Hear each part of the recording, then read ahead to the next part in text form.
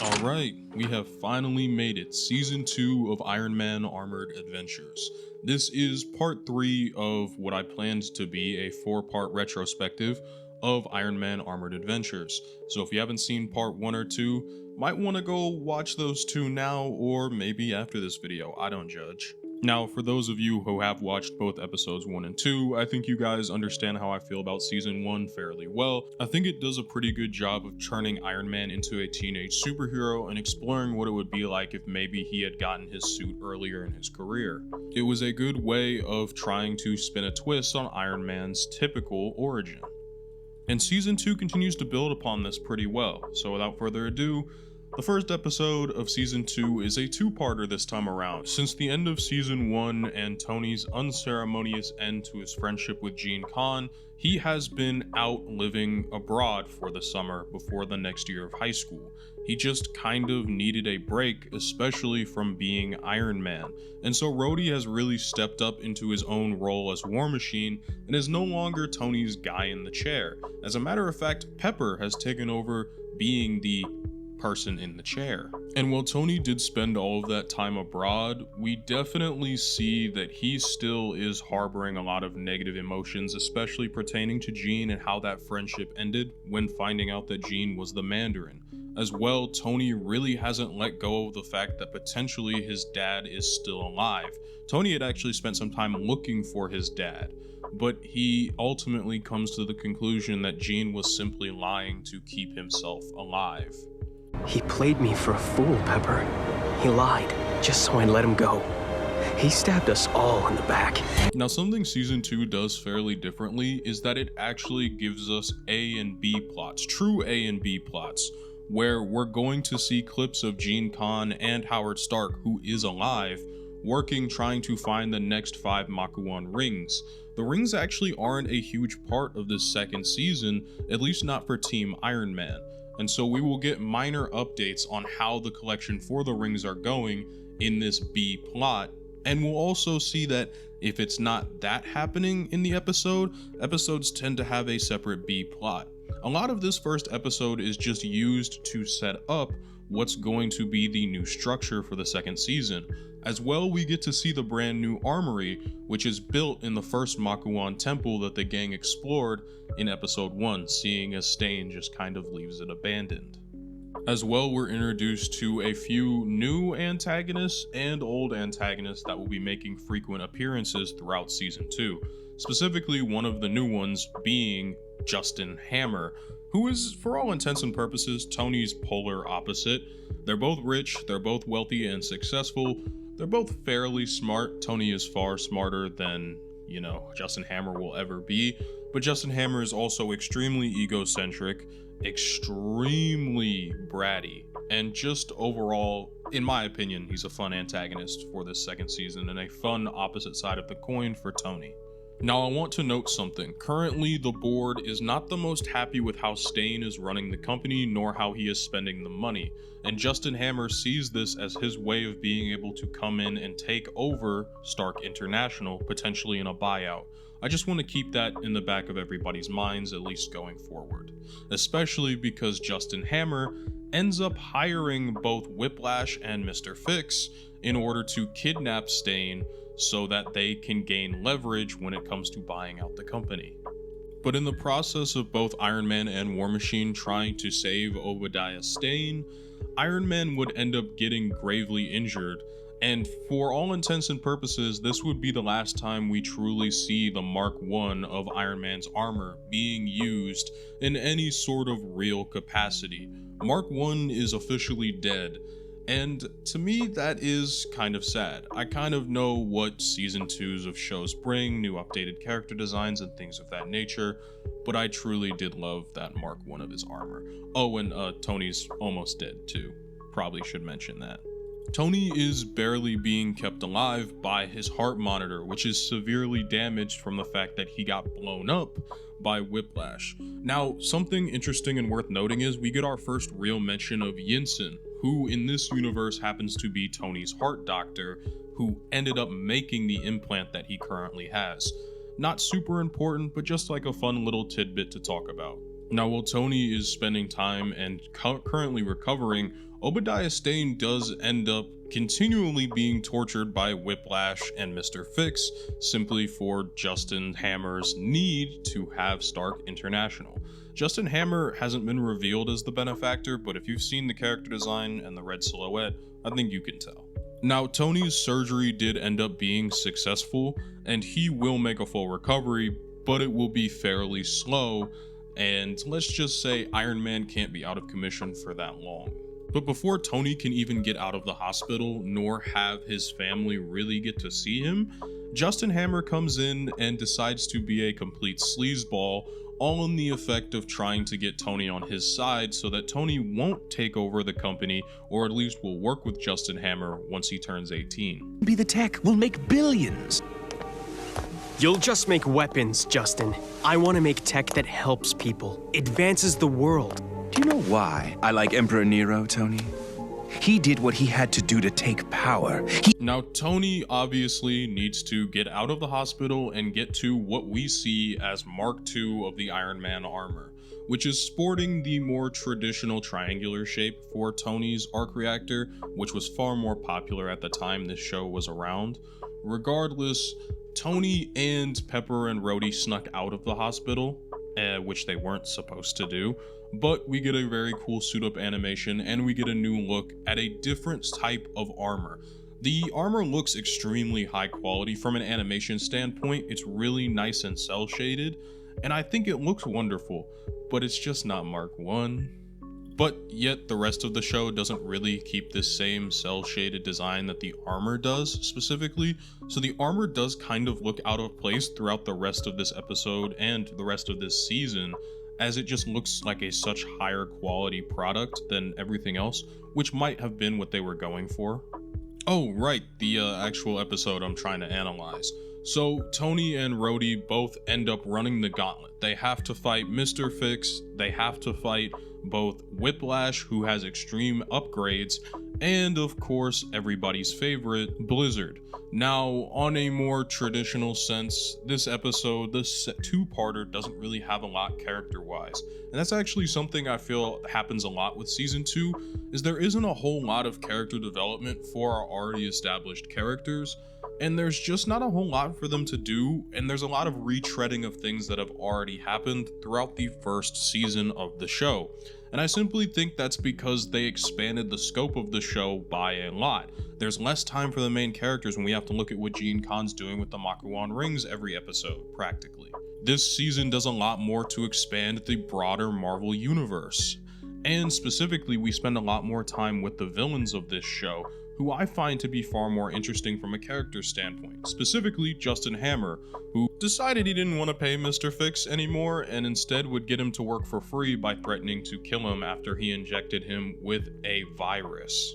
Now, I don't think the second season is substantially of less quality than the first one, but I think it's just in a far different direction than the first season was, and so I'm going to cover it a little bit differently than I did the first season. Now, the next episode in this second season is one of my personal favorites because it's a return of one of my favorite characters in this show, the Living Laser. Yes, this is the fourth episode this show has about the Living Laser, and it's all because Justin Hammer is an extreme megalomaniac who wants as much power as possible.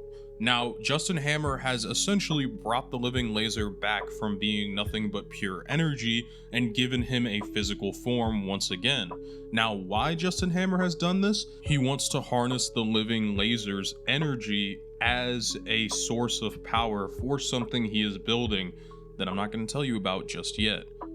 Now, in the process of trying to harness his energy, they end up splitting Arthur Parks, or the Living Laser, into two separate entities. One being his pure goodness, his good side, and the other being his bad side. So essentially there are now two Living Lasers walking out and about, and that's gonna cause a couple problems. Especially when the evil laser ends up going to attack Tony almost instantaneously after escaping, and ends up doing some pretty good damage to Tony Stark's heart as he runs right through Tony's new armor. Now for Tony, this is the second time that he has put his trust and faith in somebody and they have betrayed him. He is extremely angry and upset. He believed the living laser had changed for the better and had essentially died a hero, but instead the living laser has come back to hurt him, and now he gets to meet a second variant of the living laser, this being his good side, who is begging for Tony's help, desperately wants his help, and Tony straight up refuses to help the living laser. Tony does this out of his extreme anger, not only at himself for letting himself get played twice in his own mind, but also at Gene Khan. Gene has burnt Tony so badly, he doesn't even want to be able to give second chances. He doesn't even want to hear the living laser's story, he simply wants him to get out. And now, of course, Pepper and Rhodey, being the two voices of reason, really do call him out on this. I'm supposed to help? Right. If the laser wanted to, he could have taken you down just now. You used to help anybody who needed it. Ask Gene. Maybe he'll help. Oh wait, no he won't. He's evil. Tony has taken his experience to Gene and is now starting to apply it to just about everything. It's actually one of his few primary motivations throughout these first few episodes of the show. But thankfully, Rhodey does actually believe Arthur Parks and goes out of his way to try and help him as War Machine and wants to deeply understand what is going on with Arthur. Meanwhile, Pepper plays the other front, in which she tries to convince Tony that just turning his back on people that need him simply because he has had poor experiences in the past isn't going to do any good for anyone. As a matter of fact, it'll just eat him alive, because at his core, Tony wants to help people. Pepper really draws on the fact that Tony's father would have wanted him to go and help Arthur Parks, and that's what Tony's main motivation should be as Iron Man. And I think Tony forgets that a lot, and the show really just plays up that portion just to make some interpersonal drama between the characters, and they do it a lot throughout this second season, much as they did through the first, except I feel like Tony just doesn't learn anything, to be honest. Regardless, Tony does end up deciding to help, and he recognizes that there is more than one living laser. And oddly enough, Mr. Fix actually does a fairly smart thing, and tries to get out of there once he has the data that he needed, seeing that he can't really put the two pieces of the living laser back together. And he leaves Iron Man and War Machine to try and fix the issue before, the city potentially explodes, like always. And when it's finally all said and done, Tony has reunited the living laser into one body once again, letting him go and do whatever he wants to do, finally just being free. I'm whole again. Oh, thank you, Tony, for trusting me.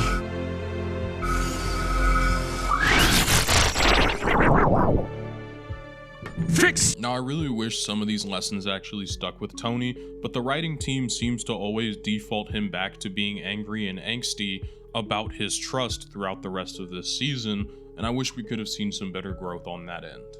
But what this show sort of lacks in main character development, it definitely makes up for in the villains and the wider Marvel universe. This is Armor Wars, one of my favorite Iron Man comic stories, and one of my favorite adaptations to see throughout the show. It all starts when Obadiah Stane is losing favor with the board once again. They're pretty unhappy with how profit margins are and the way in which he's running the company. They are threatening to quite literally fire him and bring in Tony Stark early. This leaves Obadiah extremely desperate and needing some sort of leg up against Justin Hammer and his company from stealing the next multi-billion-dollar government contract. And Ghost will give him a way to do it. Ghost promises to steal the Iron Man specs in return for obviously being paid by Stane. And what's Tony up to? Getting bullied by his gothic classmates, because why not? The show's actually making pretty decent use of two background characters that we'd see a lot throughout season 1, just kind of in the background. I'm telling you, that girl hissed at me. I don't even know her. Yeah, girls don't usually hate on you until they get to know you. For how Ghost plans to get the Iron Man armor specs, it's pretty simple actually. He ended up making a situation in which Iron Man needed to save the day, and then also needed to analyze a piece of technology that caused the problem in the first place. And that way, Ghost could figure out where Tony was and how all of his stuff was being kept at the armory. which of course leads to Ghost not only figuring out who Iron Man is, that being Tony Stark, but also allowing Ghost complete unfettered access to Tony Stark's computer systems, allowing him not only to steal the Iron Man armor specs, but just about every single piece of technology Tony has ever worked on. Now, Tony obviously cannot let those specs fall out of his hands into just about any other person's needs. For example, he definitely does not want those falling into the hands of anybody at Stark International that works for Stane, anyone who works for Justin Hammer, or just about anybody who could buy said data off of Ghost. But even with the help of War Machine, Tony is completely unable to stop Ghost. He just gets away, meaning he got away fully with Tony's specs, his identity, his suits, everything, every design he's ever worked on. And this leaves Tony genuinely distraught. He realizes that for once this doesn't just affect him, this isn't just a risk towards his own life, it's a risk towards Rhodey's life, towards Pepper's life, towards Rhodey's mother's life. Anybody in his life that he is close to at all, even Whitney, this affects all of them, because now there is a potential for all of them to be attacked with Tony's identity being out in the open. And even though Rhodey tries to reassure him, it's not 100% effective. So Tony does what he does best. He thinks, and even though his thinking happens to be done while he's taking a test, not only does he ace the test, but he ends up getting the idea for how to try and take down Ghost. But it was far, far too late. Stane has already bought the specs off of the Ghost and already has all of the necessary tools to start making his own Iron Man armor for himself. And to make matters even worse, not only does Ghost show up to gloat, but he also says that he's not going to reveal Tony Stark's identity right now. Instead, he's going to wait until Tony turns 18 when he takes over Stark International, and then he's going to sell his identity to the highest bidder in order to make the most money possible. This is Ghost's retirement fund, being Tony's essentially his identity. And what does all of this lead to? Tony once again wanting to make more and bigger weapons, all in the event of trying to take down both Stane and anybody that has his armor specs, which are just out in the open now. Battle with Stane and Hammer, it's about to become an all-out war.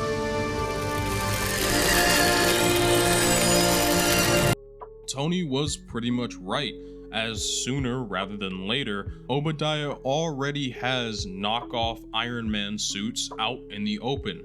Two people, that would be Shockwave and Force, and they are both shown to be saving the city in their own ways, actually using fairly unique powers that we haven't seen Iron Man himself use.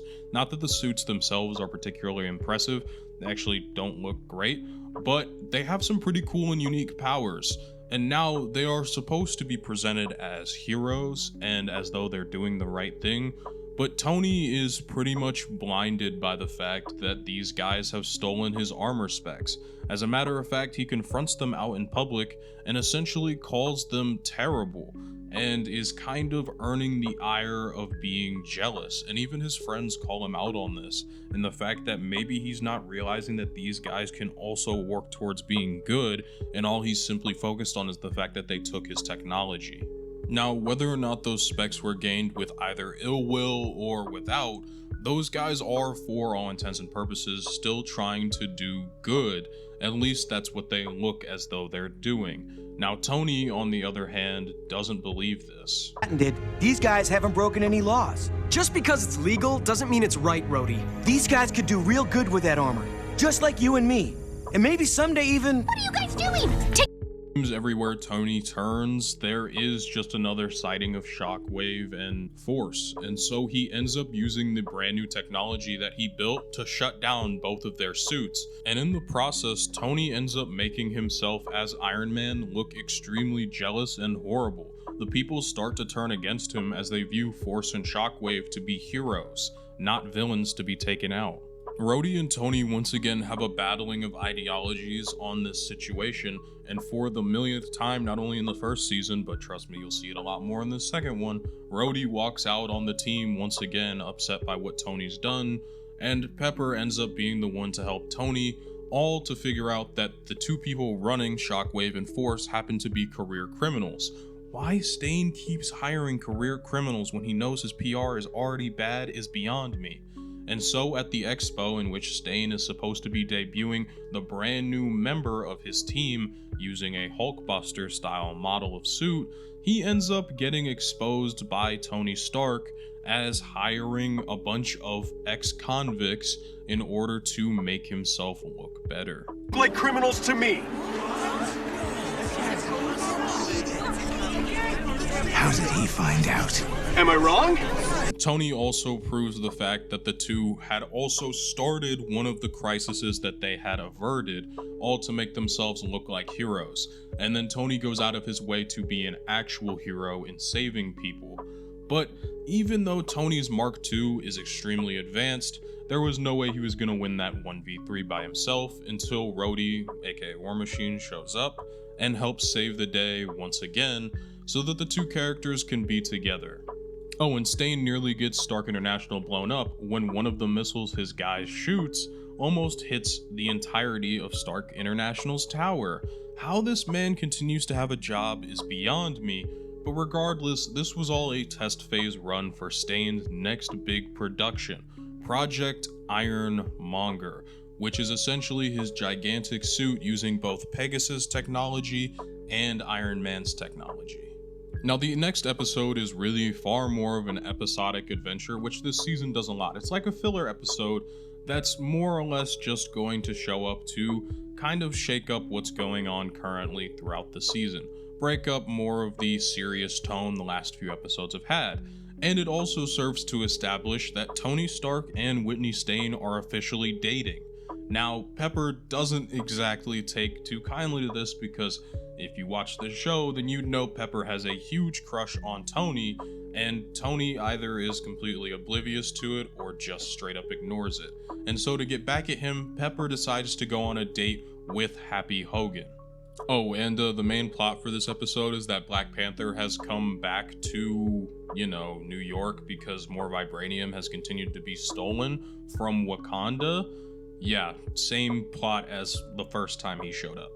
Right down to the fact that he refuses to ask for Iron Man's help or get any help from him. They literally just retread the same episode as last time, and it drives me insane. So instead, we're focusing on the B plot, in which Pepper pretty much blows off Team Iron Man so that she can go on her date with Happy Hogan because she's kind of mad at Tony.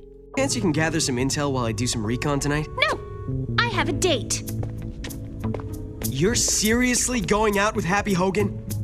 I seriously am. Now, I kind of find it funny that Tony is even bothered by the fact that she's going out with Happy, considering the fact that he is dating Whitney currently, but unfortunately Pepper's date is cut short when once again she's going to be needed to help mediate between Tony Stark and King T'Challa, because the two just cannot seem to get on the same page of working together until the end of the episode. Again, it's a retread. But this retread does serve to explain why there is more vibranium in New York, and that Justin Hammer has been buying this vibranium for a new secret project that he hasn't really talked about at all. This episode's B plot is honestly more important to the actual overarching story of this season than its A plot, which I find kind of funny, but that's a sort of pattern you'll see especially in more of these episodic episodes, where they're kind of just setting up new Marvel characters that show up, especially with the guys that return. And Pepper and Tony make up too. Pepper, I'm sorry I didn't tell you about me and Whitney sooner. It's okay, Tony. I get it. It's really no biggie. There's something I have to do.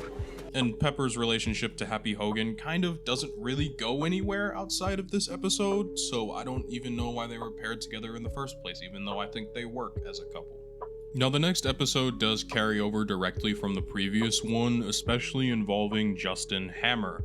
Once again, Hammer is trying to secure the new government contract up for bids with S.H.I.E.L.D, so he is trying to present his brand new armor, his brand new technology to S.H.I.E.L.D. Unfortunately, the demonstration goes horribly wrong because Tony Stark is in his computer system and is currently tampering with it, which ends up leading to Hammer losing the contract for right now, simply because they don't believe in his demonstration, and they also just don't like his attitude. Now, Tony barely escapes once he has gotten into Justin Hammer's system, especially considering that he almost gets caught. The rest of Team Iron Man, that being Rhodey, is fairly upset that he went in there and didn't really tell him about it. Burn. I know what I'm doing, thanks. If you get caught breaking in, man, that would ruin your life, my life, Pepper's life. Hammer is the criminal here, not me. Now, while it is true Justin Hammer technically didn't pilfer off of Tony because Tony never patented the armor, I don't think Rhodey is 100% correct in the way in which he tries to tell Tony that this could ruin the rest of their lives. Dude, you are War Machine, you're already in way too deep. This is just kind of comes with the territory and you have to accept that. And while all this arguing and discussion is happening, Hammer ends up inviting Tony, saying that he knows his big secret, and he invites him to Hammer Multinational. Now, Justin Hammer really just thought that Tony was working for Stark International, and was hoping to swoon Tony away from working with Stark International, and instead to come work for him at Hammer Multinational. To which Tony then politely tells Justin to shove it, because his snails suck, and he does not ever want to work with Justin Hammer. And Tony once again ends up trying to get into Justin Hammer's security system, but this time he is met by the technology that Justin Hammer has built, that being Titanium Man, a mix of titanium, metal, and vibranium, all used to create a gigantic armor, one of which that he believes can easily take down Iron Man, especially because Iron Man's in his far weaker stealth suit rather than his much more powerful Mark II. Now, of course, Hammer would have definitely won if it wasn't for the intervention of both War Machine and Pepper remote piloting the Mark II to Tony, which is the first time we see her do something like that, and it also spurns Pepper into more and more wanting her own armor. That's just something to keep in mind as the season goes on. Now, both Rhodey and Tony end up defeating Justin Hammer because he never let his armor set properly. Hammer didn't let the alloys and the metals combine properly yet, and so the armor ends up extremely overheating when it is heated up, and essentially Justin Hammer nearly cooks himself alive because he wouldn't wait long enough. And then he blames it on Mr. Fix, and ends up killing Mr. Fix simply because he was too lazy to literally wait just a little bit. He's extremely impatient, not lazy, my bad. But he didn't really kill Mr. Fix entirely, as he took his consciousness and uploaded into a computer system so that Justin Hammer can keep using his intelligence for the future. Honestly, that's a fate worse than death. But regardless, the next episode is once again not super important to any sort of character development, but is great for expanding the Marvel Universe once again. We get Doctor Doom. That's right, Doctor Doom is in this show. And he also uses Wakandan technology, and that's how they explain away his more mystical abilities. Regardless, Stane has hired Doctor Doom simply for one purpose, and that's to help build the Iron Monger core. And, well, Doctor Doom and Stane are working on that.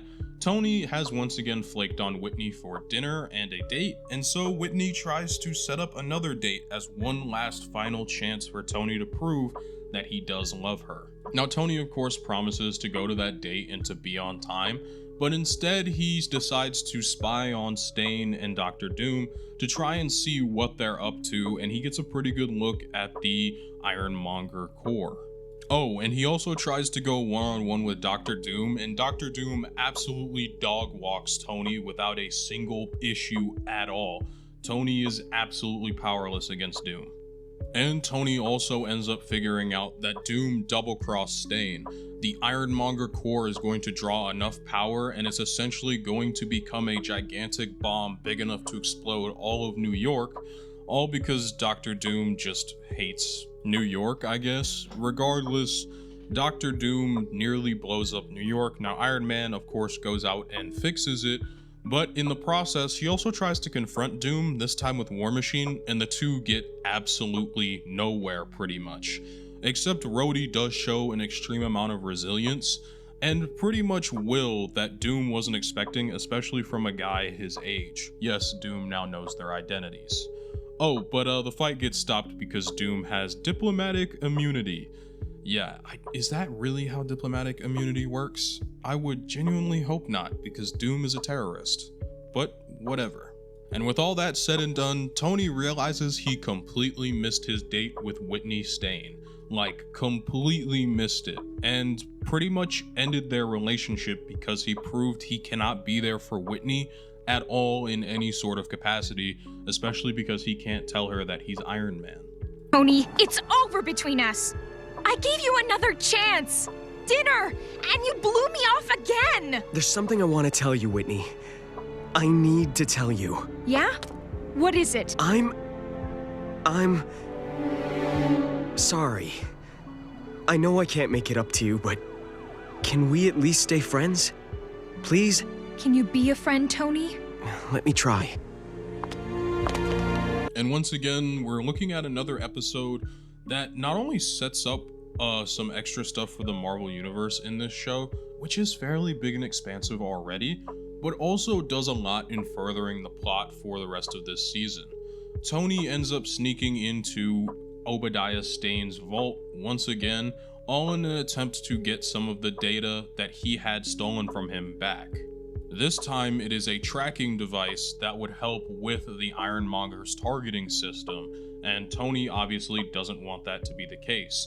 But he ends up running into Hawkeye, who ends up trying to steal said targeting device for another rich benefactor, that being, of course, Justin Hammer. Now, Tony ends up not only having to deal with Hawkeye, who is in this for the money, but he also ends up having to deal with the Black Widow. And now both of these characters, at the point in which they're introduced, are both considered villains. Black Widow does this for the thrill of it, and Hawkeye is doing it for his own reasons as well, but they're essentially both not on the right side of the law, at least not in this video. But Hawkeye definitely doesn't seem to be in it for the same reason Black Widow is. He even seems almost apologetic to Iron Man for what he had to do to him. Hawkeye doesn't really have his heart in this whole espionage and stealing from other people thing. It's just not for him, really. I want back in the spy game, not stealing for fools like Count Nefaria.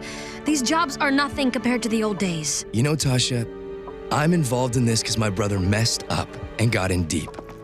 But you're in it because you like it. And when your girlfriend is an international super spy, that's just how things work. Now, of course, the two of them are attacked by Justin Hammer, who wants the targeting device and doesn't also want to pay. But unfortunately, the two of them aren't exactly the best at fighting, obviously, Titanium Man, so they have to hand over said targeting device. It's a neural interface, essentially. And Iron Man, of course, comes to confront them. Now, eventually, the three do end up teaming up, all in the event of trying to get back at Justin Hammer, who is using the neural interface to essentially play with MODOK as though he is a toy. Yes, Justin Hammer is now in possession of MODOK. And in the process of the fight between Iron Man, Hawkeye, and Black Widow against MODOK, Iron Man ends up not only being able to destroy MODOK, but also take away the neural inhibitor interface, or at least that's what he thought he was going to do. Because in the end of all of it, Black Widow not only ends up with the neural interface, but she also ended up abandoning Hawkeye, which is truly a turning point for him. I'm just glad something good came out of this madness. I'm sorry about Black Widow. She's not all bad, you know. She's got a lot of potential. I've seen it. Thanks for saving my hide back there, Iron Man. Decides to go it out straight and to head out west, a slight nod to Avengers West Coast, and I think it was a pretty fun episode, but it doesn't really do a whole lot from a character perspective. As a matter of fact, Rhodey and Pepper were fairly absent from this episode. Regardless, this all leads us into the very next episode, which is Iron Monger. Essentially, Stane is continuing to lose favor with the board, much as he has the previous few episodes, and with Project Iron Monger not a full go yet, he has to do something to appease them, and what the board wants is more involvement from Tony Stark. They want Tony Stark more involved, not only for good PR, but because his ideas and his father's ideas is what kept the company in business for so long. Now, of course, Tony completely rejects this notion. He doesn't want to work with Obadiah at all, but he ends up being convinced by Team Iron Man that this would be a good time and idea to spy on Stane in order to see what he's doing and what he's working on. And as it turns out, we are fully shown Iron Monger, Project Iron Monger. It is touted as being used as a demolition specialist type of armor, but it's very clear that it is made for weapons and weapons development. It is made as a show of force and power and something that is hopefully going to win a military contract. And as it turns out, all of the buildings that Stane is demolishing currently aren't even uninhabited. As a matter of fact, one of the buildings is still inhabited by somebody who had worked out a deal with Howard Stark. That mysterious old man being Professor Zimmer, who happened to be a brilliant genius who was behind a lot of the technological developments that Howard Stark had helped work on.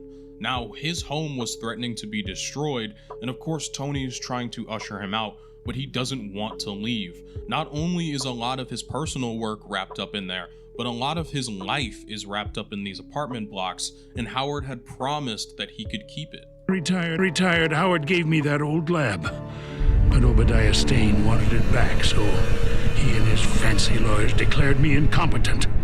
Stane took my home. That evil, rotten, bald! Easy, Pepper. Had become fairly personal for Tony. He wanted to see that Zimmer could keep the place that he lived, the place that he worked for so long, and that he could keep it, especially if it meant spiting Stane in some small way doing so. And while Tony does try to appeal to the board, he is ultimately, for now, unsuccessful in getting Zimmer to keep his home. As a matter of fact, Stane himself gets in the Iron Monger and tries to destroy Zimmer's building himself, simply because he wants to get his way so badly. Now, thankfully for everybody involved, Iron Man and War Machine are there, willing and ready to stop the destruction of this area, but it actually ends up being Zimmer and his technology that is able to shut down the Iron Monger long enough for the duo to save the day. And at the end of the day, Zimmer ends up getting his home back as the board votes in favor of him keeping it, and so Stane now has to pay him out.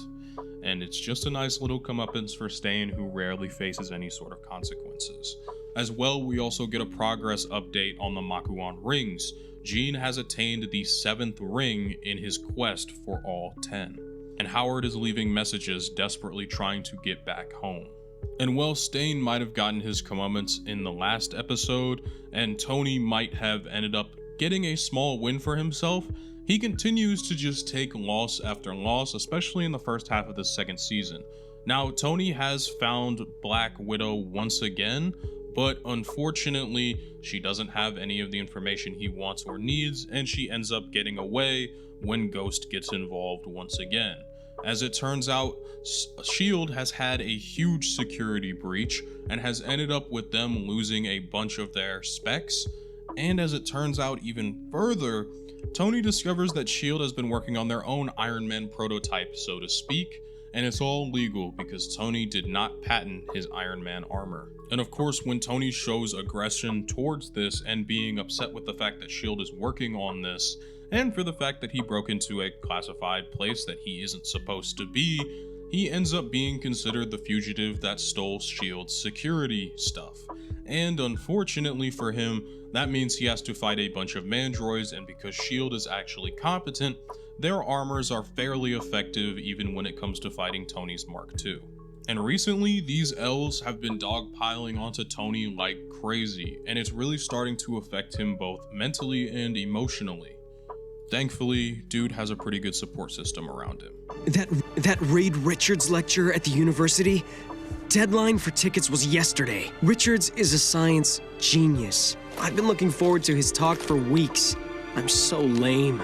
I'm... going? This is uses a lecture pass. And with the advent of that small win, and Rhodey once again trying to hype Tony up into helping S.H.I.E.L.D. and also clearing his own name, Tony is ready to go back out there and retrieve the data that was stolen.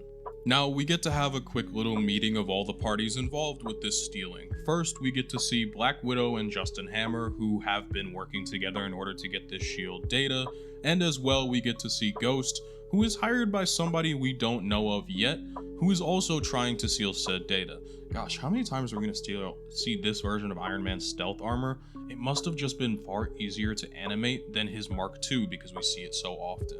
Regardless, Black Widow ends up being left for dead and to fend for herself in getting the data, especially when Ghost takes it, because Justin Hammer is a sleazeball who doesn't care about anything other than himself, and Tony has to be the one who saves her.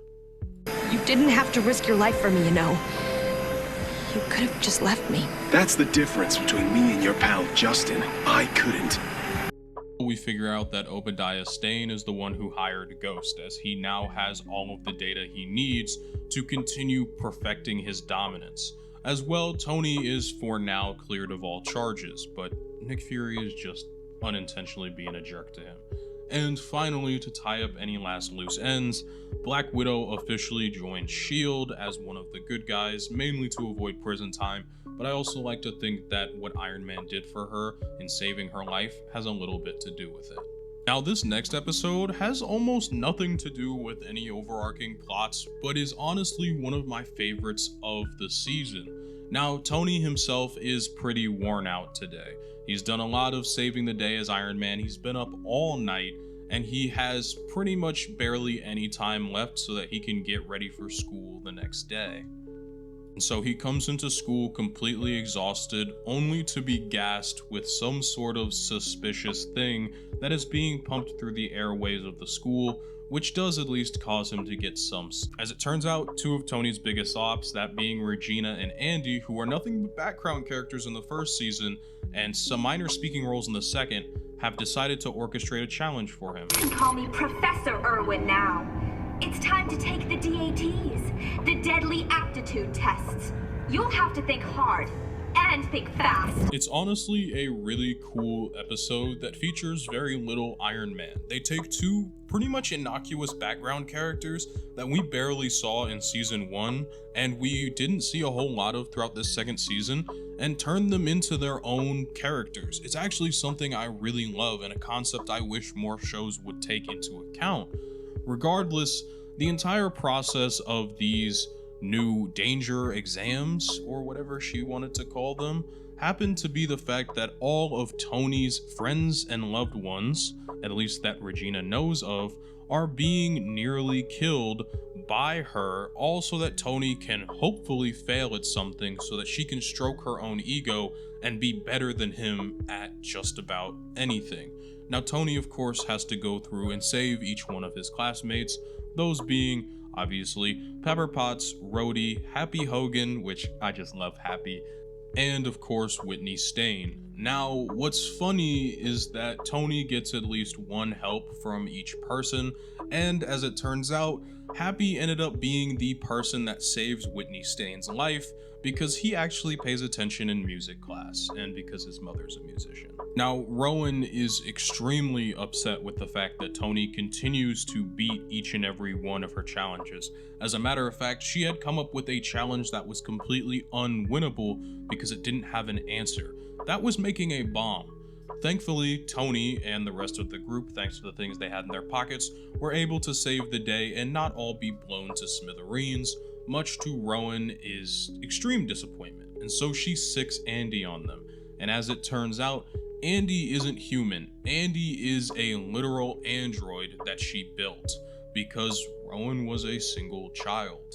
Andy is the machinations of the family that she wishes she had. And this is where we get our Iron Man appearance for this episode.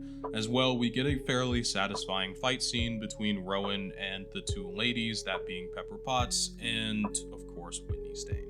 It seems Rowan actually did deeply care for Andy, even though he was a robot that she had built. It seems that she had developed an extreme connection to Andy, as he was her only sibling. She believed him to be real and she wanted him to be real. It's honestly pretty sad. She is a genius and could have used her knowledge to help further the betterment of everyone's lives around the world, but instead she was too busy being wrapped up in basically making Tony Stark look bad to do anything good. Andy, the android? She was an orphan. I guess she wanted what she never had. A family. What happens to her now? She'll be sent back to Ravencroft and kept under close supervision. Think of what you and I could have accomplished together. All of your brilliance wasted. And for what? It's honestly just kind of sad, but also we do get a tease that she might come back in future, except it's never followed up on, and I always hate when shows do this. Like, they give us these little teases that just never get followed up on. Same thing happened in the first season of the show as well. Regardless, it's time to talk about our last episode for today, and that is what I'm going to call the fall of Obadiah Stane. Obadiah is once again testing the Iron Monger armor, much to Tony's dismay, of course, and so obviously Tony goes to him and decides to try and get him to stop.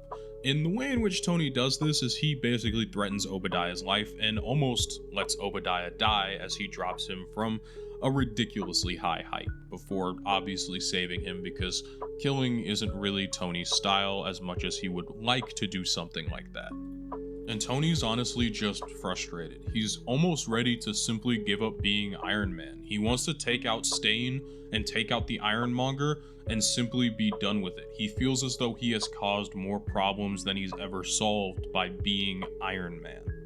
It's over. If I hadn't built that armor, Stane wouldn't have a giant, mass-destroying, invincible killbot. It's not your fault, man. You can't control what other people do. Stop beating yourself up over this. But he's also being fairly selfish in the way in which he's doing so. Rhodey doesn't want to give up being a hero simply because Tony wants to. But it doesn't really matter to him. He's dead set on doing this. And thankfully, in the end, Tony still wants to get rid of it, but at least he's able to get a win from Obadiah. Rhodey had been combing the data that they had stolen from Obadiah and had found the fact that he was linked to Ghost. We can't be associated with supervillains. Stane, you're fired! Me? After all I've done for this company? The biggest multi-billion contract ever? It was all over for Obadiah. Between the help from Rhodey, Tony, and of course, Rhodey's mother, Tony ends up taking him down, getting him completely kicked out of the company, and essentially ruining Obadiah's life. And that leaves Obadiah with only one thing, that being his daughter. His daughter believes that they will be fine and that they simply just need to move on, but Obadiah physically can't. He had just won the largest government contract ever that was set to make billions for the company, only for him to end up getting kicked out of it. He doesn't believe that it's right or just or fair. All this while Tony is quite literally prepping to turn in being Iron Man and to finally be done. The one thing he had actually truly become Iron Man for was to take down Obadiah, and with that goal finished, he doesn't see a point in being Iron Man anymore. But even when Tony's winning in this TV show, he's at least gonna take a few L's because Justin Hammer literally comes out of nowhere just to beat Iron Man up before having to go recharge his suit. And to make matters even worse, Stane has gone completely off the deep end. He has lost it. He broke into Stark International where they're keeping the Iron Monger suit and decided to not only steal it, but also to attack Tony's family. Obadiah is completely bloodlusted as he's willing to quite literally shoot up the Rhodes family home, all for the sake of potentially being able to find Tony. And unfortunately, Pepper Potts uses herself as a distraction so that her friends do not get shot. Of course, this prompts Tony to want to get back into his armor, all in the event of saving Pepper, who Obadiah has now taken hostage. But Tony, even in Hulkbuster, is not very much of a match for Obadiah Stane. He really isn't, and it's kind of unfortunate, but oddly enough, the one person who is going to be able to stop Obadiah and be able to truly save the day is his daughter, Whitney Stane. We've been shown multiple times throughout the first season that the only thing Stane truly cares about other than wealth and status is his daughter, even if he doesn't always show it. and so he does end up deciding to listen to her. Don't hurt him! They'll lock you up! They'll put you away forever! Please! You're all I have left! I don't want to be away from you, but I have to. No, Dad. In the end, Stane does decide to try and do the right thing, and he tries to stop the Iron Monger, but Justin Hammer, in a bid to completely get rid of Stark International's chances at getting a military contract by S.H.I.E.L.D. and getting it canceled, has decided to take over the Iron Monger armor himself and is continuing to wreak havoc and destruction simply because it would benefit him. And to make matters even worse, because Stane is completely out of control of his armor and his daughter is right there in the vicinity, he nearly kills his own daughter and is forced to destroy the Ironmonger suit in order to try and get it to stop, which ends up leading to his own personal demise once Tony's able to fend off Titanium Man with the help of Rhodey. And unfortunately, this leaves Obadiah hospitalized and basically brain dead for current status. Oh, and they blow Titanium Man all the way to Pennsylvania too, so that's fun. And while Tony may have won against Obadiah, he won at what cost exactly? And he pretty much lost the friendship of Whitney Stane as well. David Stark, none of this would have happened if it wasn't for you. None of this! Whitney, I'm so sorry. No, Tony, you don't know what sorry is. Whitney blames Tony for what happened, and Tony doesn't really hate her for it. He truly understands that. And that's kind of where this episode ends off at, just the hope that maybe Whitney will come around someday. And that, everybody, is the first half of Iron Man Armored Adventures Season 2 and the third part of the retrospective. I personally found the first half of Season 2 to just kind of be slightly worse than Season 1. I felt as though it retread a lot of plot lines and didn't really have a whole lot of new space for Tony to grow as a character, or even the rest of the supporting cast. But as a fan of the way the show looks, the way it handles things, and the villains in the show are always handled so well, I still very much enjoyed watching the first half of this season, and I'm excited to cover the second half, even if I felt like this first half was a bit of a slog, with only a few really highlight moments in between. I just want to take a moment to thank you all for watching. If you want to give this video a like, give it a like. If you'd like to subscribe, it's free and you can always unsubscribe later. Both of those things help a lot. If you dislike the video, please leave a dislike and then let me know down in the comments below why you dislike the video. It's important for me to receive constructive criticism to continue to make these videos better for all of you that are watching. And once again, I just want to say thank you all for watching. If you feel so inclined, I do have a Patreon in which you can see these videos not only early, but completely unedited, and you can see my original vision for the video. It's all of about $1 a month, and I do offer a few higher tiers, such as the $5 tier, in which you can hear your name shouted out at the end of each one of my videos, just like these wonderful people right here, who happen to be Video Gamer 75, Golden Boy 420, Donovan Gomez, Dakota Rawson, and MC Bomb 27. So special shout out to you guys. You guys are amazing. And for the rest of you, I hope you have an absolutely fantastic day.